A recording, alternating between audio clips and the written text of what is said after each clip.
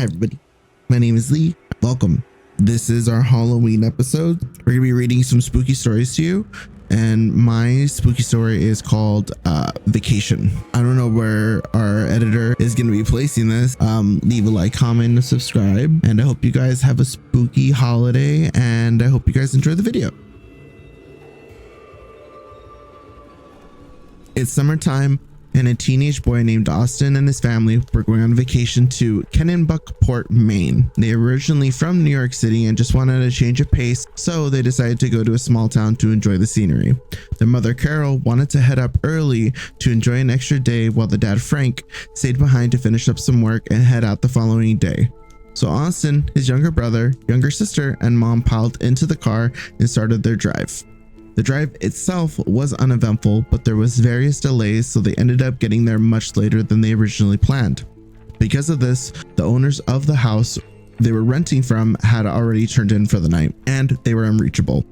The owners were very strict about the time frame in which the keys could be picked up, seeing as they worked early the next day. Austin's mom seemed unfazed by the issue and suggested that they all went to a restaurant to eat some late night dinner while they figured out their next step.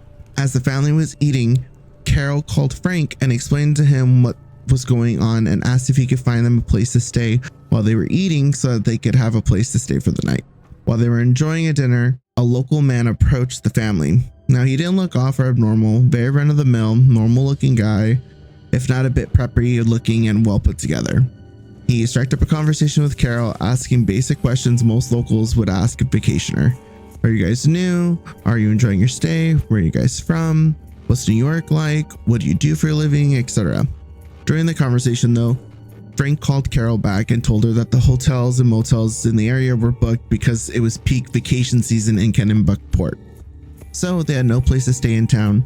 So Carol suggested that they just go to the next town and find a place to stay till the following morning and just drive back into town early in the morning so that they could pick up the keys for their vacation home.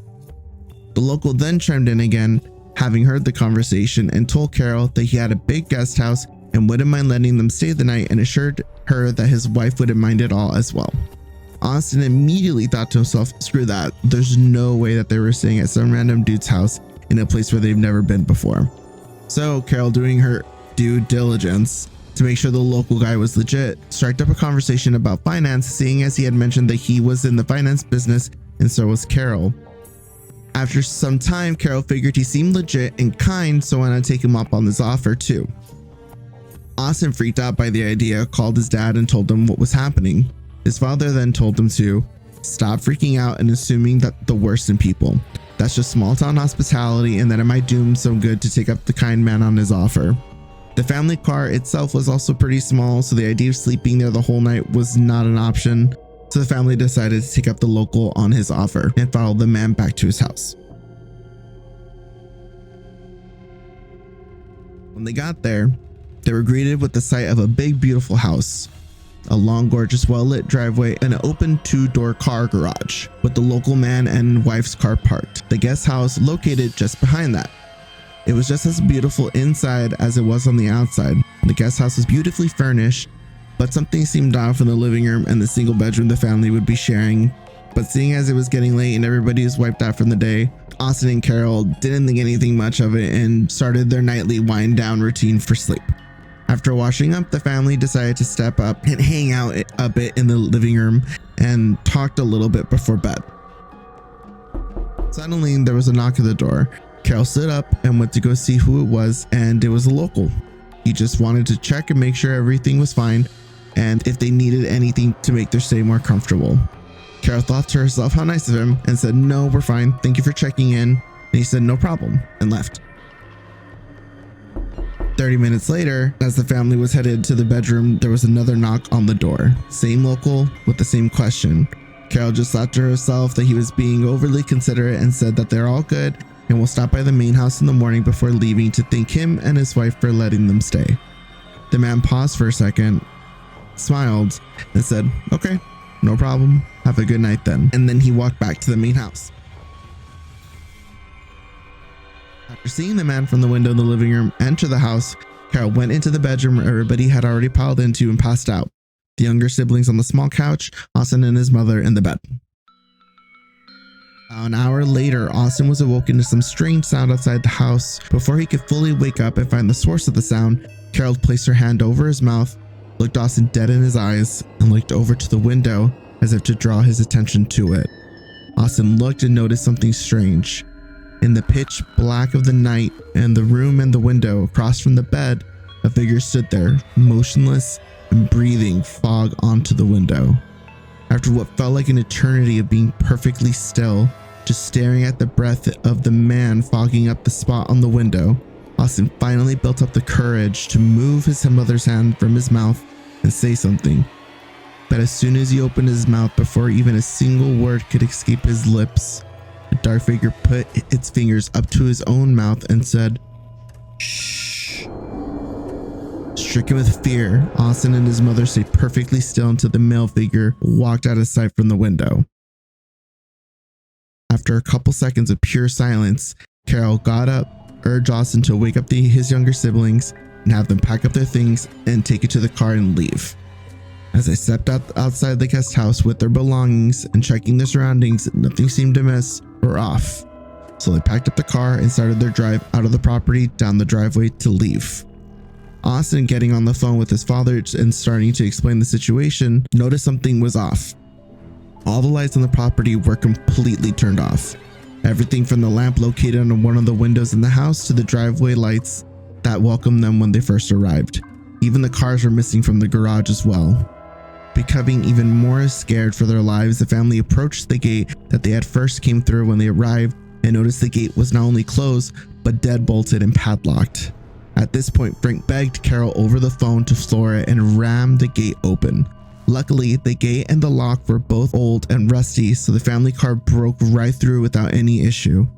As the family drove off into the night, Austin turned around to see the damage that they had caused during their escape, but all he could see was the same figure standing there at the gates, waving at them and even smiling in the darkness as the family drove away, not saying a single word the entire drive home. Hopefully you guys like it. Hopefully it was creepy. It gave me a little bit chilly. I got the little chills. So I figured if I got the chills, maybe somebody else would. If not, spooky for somebody and spooky is not spooky for others. So I don't know. But I hope you guys have a good holiday season. Hope you guys are safe. Hope you guys are having fun and stay cute. Hey, what's up everybody? This is Steve and this is our Halloween special. For those wondering who I am the viral TikTok ghost you see. Happy Halloween for me and my little pumpkin here. My story is going to be based on something that happened to, I want to say maybe like 4th generation uncle. So back in Guatemala, before there was towns, before there was roads, there was nothing. There was your house and 20-minute walk to like a small little town. So I had this uncle who was a big alcoholic and he used to box for this town and he would get drunk and fight random people. One day, he got very, very, very drunk and he was talking all this shit. I just came back from a big like winning off of like a boxing match that he had in his town, and he gets belligerent. He was like, anybody here, I'll fuck up. I'll go ahead and knock out everybody. And some very like distinguishable man came up to him and basically told him like, hey, I'd be careful what you say because you can't beat everybody up here. He was like, people tell me to watch out because bad things happen or like bad omens are around. I don't believe in any of that shit. Oh yeah, so if the devil pulled up in front of you, would you box him? You think you can fuck him up? He's like, yeah, I'll fuck him up too. A few days go by. He's like walking down from that little bar to like a 20-minute walk to his house. Keep in mind, this is like lined up with trees. From a distance, from nothing, you see a tall figure of a man come out and walks up to him and he's like, hey, so I heard you said you could fuck me up. who are you? Do you know who I am? he ended up grabbing him, didn't close his fist, and he ended up backhanding him 3 times. Just 1, 2, 3. And he dropped him. And all that uncle remembers is waking up with his tongue swollen and his face beat like black and blue, like he got hit by a bus, saying how he wasn't able to make up the words of what happened until maybe like a few, like closer to his deathbed. He had mentioned that he believes he encountered somebody who said that he was the devil. Through the rest of his life, he had experienced a couple things. Like he felt like somebody was watching him, somebody was staring at him, basically keeping an eye on him. This man let go of the bottle, became a religious man, decided to walk the path of God. And even then, within that path, he used to tell people he always felt this presence, that if he spoke bad upon him, that he would come and take him. He'd had nightmares. He dreamt things if he'd been dragged out of his bed into like a dark hole. Closer to his death, like he mentioned what had happened. During the burial, some gentleman who nobody knew who he was, came up to him and he said, I see that his time came. And they're like, I'm sorry, like, did you know so-and-so? Oh yeah, I knew him. Were you a friend? Did you work with him? Were you part of his church? And he laughed and he was like, I don't believe in churches. I don't think none of this exists. And they're like, oh, what do you mean? I know who is real power. And people are like, what? Like, what are you saying? Like, how does, like, what are you trying to say? Without any words or anything, he went up to basically one of his kids and he said, Hey, don't worry. Your dad's safe where he's at with me. They never saw that man again. Later along, one of my grandmother's sisters told us that she had a dream that he was in an unpeaceful place and he was in agony and in pain, and that wherever he was screaming for help. How much of that story do I believe? I don't know, because obviously these are like generations of that story being passed, right? I think that's why maybe my family became so religious, at least on that side of the family. But I get chills every time I think about these things, because you never know, right? With that being said, hope you guys have a safe and happy Halloween. And all you ghouls and gals who go out and have parties or are gonna party, please Uber. We love you guys. Thank you so much for subscribing. Thank you so much for the people who are commenting. Let us know what you think of our costumes. Happy Halloween. Eat a lot of candy. And you guys have a good one.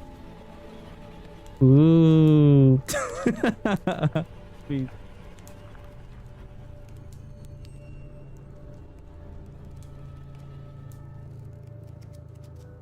Christ, I muttered to myself as the first flakes of snow started to fall. They gathered in fuzzy clumps over the windshield before my wipers cleared them away. I'd been waiting for 20 minutes now in my sister's driveway. Had I chosen to wait inside with her, I'd have been dead by now thanks to her 2 gray cats. Cute little devils, but murder to my sinuses. Puffy eyes and a clogged up throat, that's just what I needed. Every Christmas, our family made the annual trip to my grandparents' cabin, tucked away in the woods of Hope, Alaska, and I'd hoped to beat the heavy snowfall that was forecasted. Since my sister's license was suspended from a DUI, here I was, a hostage to time, with my finger tapping anxiously on the steering wheel. When my mother had asked me to be the one to grab my sister, I had honestly dreaded it from the start. It wasn't that we hated one another, we just weren't as close anymore. After decades of constant arguments and bitter disagreements, we became distant and our relationship fizzled. Yes, we were siblings, but it felt more accurate to call us the residue of what siblings once were. Finally, her front door opened and out she came. Her hair was forest green. Last time I'd seen her, it had been white. The time before that, it was violet. Got everything, I asked as she clambered her way into the passenger seat. She responded as she adjusted her glasses and stuffed a few bags in the back seat. And just like that, we were off. Hope was about a 30-minute drive, and it didn't take long for the awkward silence to inflate between us. It didn't help that the radio didn't work in my car and that the broken auxiliary port made your music sound like it was having a seizure. By the time we reached the turnoff for Hope Highway, the road was turning into a thick white sheet. Thankfully, on Christmas Eve night, the long stretch to Hope's small community was quick and vacant. The cabin was tucked away in a fortress of trees 5 miles off the main road. As I made the turn, my sister cracked the window, pulled out a blunt, and lit it with her lighter. "Want a hit?" she asked. Snow crunched beneath us. "Not while I'm driving." "It's a straight path. We're practically there already." She took a drag and blew it out the window. "I want to just focus on this, alright?" She huffed and pushed up her glasses. "If you're that worried, maybe slow down a bit then." There was the jab, a piece of bait to lure me into another fight. But I wasn't going to bite, not this time. She could live with us getting there faster. The drive was almost over, and soon I'd be in a warm living room with my feet up, a spiked eggnog in my hand, and Bobby Helms' Jingle Bell Rock in the air. I could already hear Uncle Jed spouting off one of his crude jokes. "Why does Santa Claus have such a big dude?" my sister shrieked, dabbing a finger in my side and whipping my mind back to the windshield. The car had just finished winding around the thick trail. The large body of a reindeer stood in our path, eyes wide open and blank. It didn't move as the high beams found it. Snapped into a panic, I twisted the wheel in a desperate swerve. The car veered greasily to the side in a fine spray of slosh. The reindeer remained still, even as the bumper soared inches from its nose. We came to a crunching halt off the main path. Did we hit it? "No," my sister said, leaning out the window to check while exhaling another plume of smoke. The wheel shrilled in place, picking up globs of sleep but not moving an inch. "Perfect," I moaned, and unfolded myself from the seat to check it out. The two front tires were caked in black slush and practically swallowed in a mound of snow. I kicked at it, trying to clear off the icy debris from the treads and beneath the wheel well. When that tired me out, I was already scraping it off with my fingers. "Screw off, Prancer," I heard my sister call toward the dark silhouette of the reindeer. "What the fuck?" I looked up from the scrim of snow. The reindeer was now standing tall on both of its hind legs. It looked strange, like a silly caricature you'd see in the kid's book. But out there, in the silence of the woods, it was a creepy image. The way its vague shape stood on just two legs held an almost human-like balance. For whatever reason, I realized then it didn't have a tail. Its muscular neck craned to the side and let out a screeching scream, a miserable squeal of metal grinding against metal. My legs were ice sculptures, cementing me to the spot as the shriek quieted to a succession of wet grunts. The reindeer dropped to its original posture and stomped heavily. Puffs of white vapor and strings of snot vented from its nostrils. I was no hunter, but it didn't take a lot to tell when a pissed off animal was about to charge. I leaped for the driver's seat, pulled the door open and slammed it shut just as the muffled thud of hooves reached me. Antlers scraped the door as its large body practically flew over the patch I had just been standing in. Fast, very fast. My sister screamed as the large bulk of its frame wound back around and charged again, this time shattering the headlights and submerging us in darkness.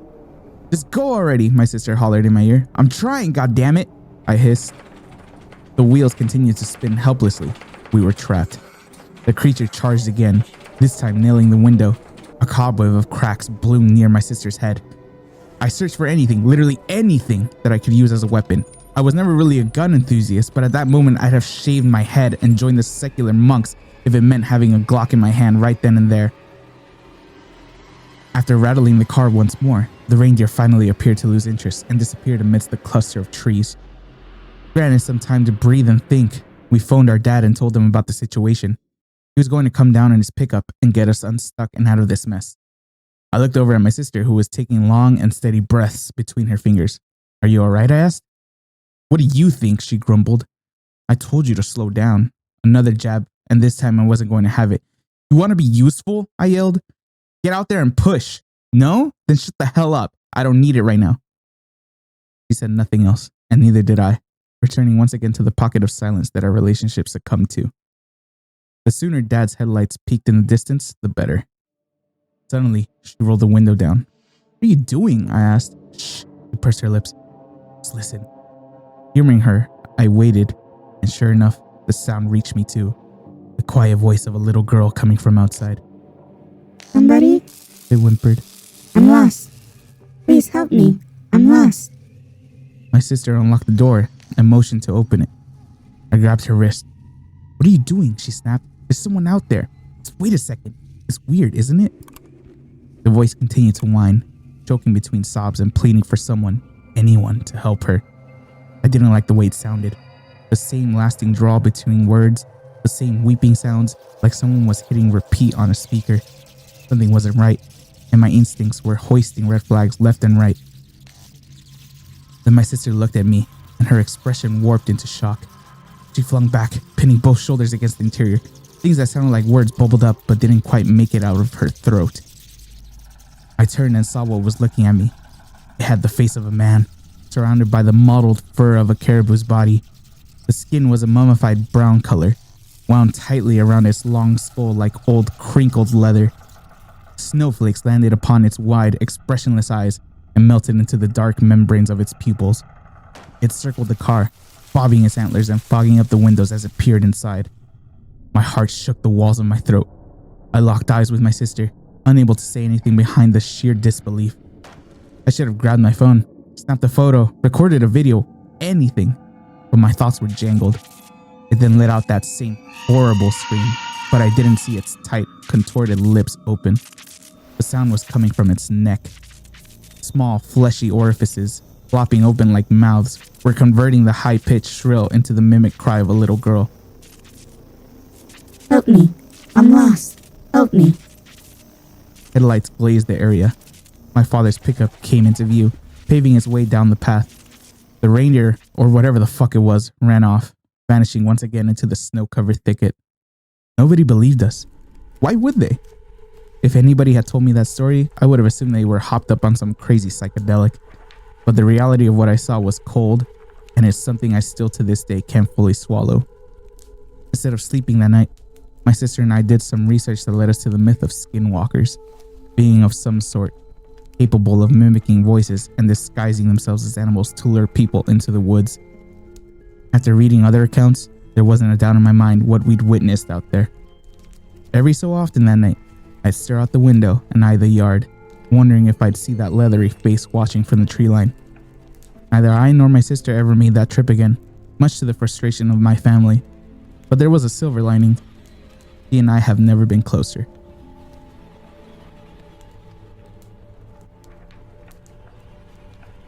Hey, thank you guys so much for watching. If you like what you heard, make sure to leave a like, subscribe, and leave a comment letting us know which of your stories was the favorite. If you have any scary stories of your own, leave them in the comments. Thank you for listening. Have a good time and happy Halloween.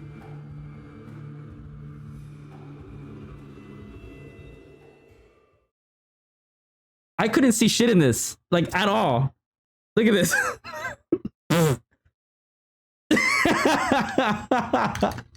Happy Halloween, y'all. Peace. My hair is fucked. Look at this shit, dude. My hair is fucked up. I love y'all. Peace, peace, peace, peace, peace.